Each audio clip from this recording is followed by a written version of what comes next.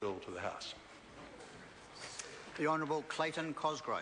Mr Speaker, to reiterate my colleague Marianne Street's sentiments, this is a bipartisan bill, and traditionally, and I took over Marianne as our trade spokesperson, has always been a bipartisan issue, and that's a principle that I'll adhere to. But can I make a couple of observations?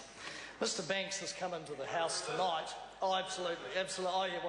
Well, for some reason, Mr Speaker, this is the second time in 2 weeks where for some reason I've followed Mr Banks in a speech, and the ammunition and fodder is just too good to resist. In that somebody left the crypt door slightly ajar yet again, sir, and the old dinosaur came out and decided that he would take credit for everybody else's work.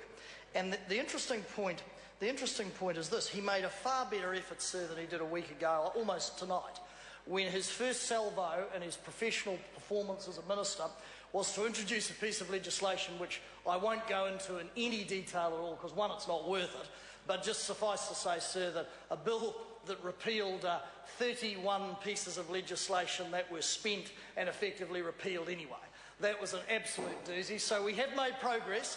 I say, sir, we have made progress tonight. A week later, Mr Banks has gone back to the crypt, dusted off a few old books and a few bits and pieces, and somebody said, Banksy, to quote him, sir, we better stick you out on a pole and give you a bill to go back into the House that has some degree of substance in it. And I have to say, in all seriousness, this does have a high degree of substance.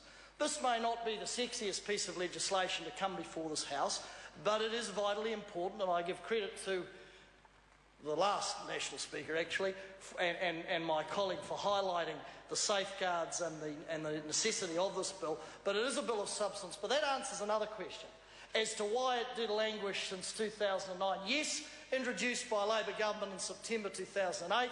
Colleagues on the other side might recall they then won an election and there was a change of administration a couple of months later. But the reason this bill of substance languished was because it actually has substance in it.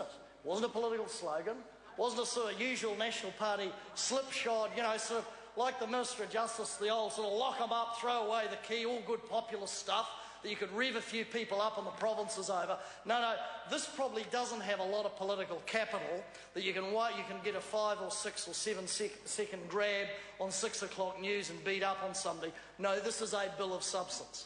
This is not the sort of hollow bill that we normally get, normally a couple of pages long, good slogan on the front, political pamphlet, but actually does nothing. This is, sir, a bill of substance, and that's why, of course, it languished for 3 years, because they just wanted to get all the propaganda out and all the sort of hollowed out stuff, the political pamphlets and the slogans.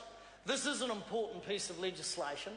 Mr Banks would do well then to trivialise it, because what it does do is it brings us in line and makes us consistent with the WTO. And I know there are members in this House and in other places that deride the WTO.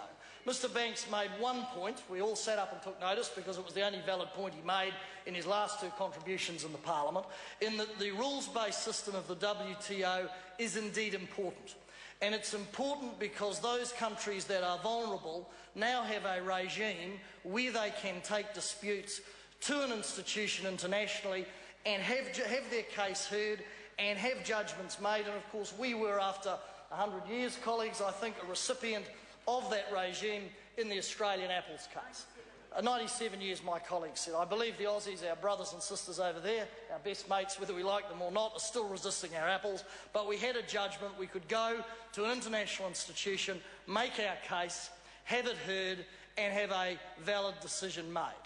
And that is why a rules-based system, sir, I would argue, is important, rather than those who deride the World Trade Organisation as some sort of unrepresentative body, even though it is represented by ambassadors who in the vast majority of cases are appointed by democratically elected governments and take their positions and their decisions from capitals made up of democratically elected governments. So I support this bill. Sorry to interrupt the honourable member. The time has come for me to leave the chair. This debate is interrupted and set down for resumption next sitting day.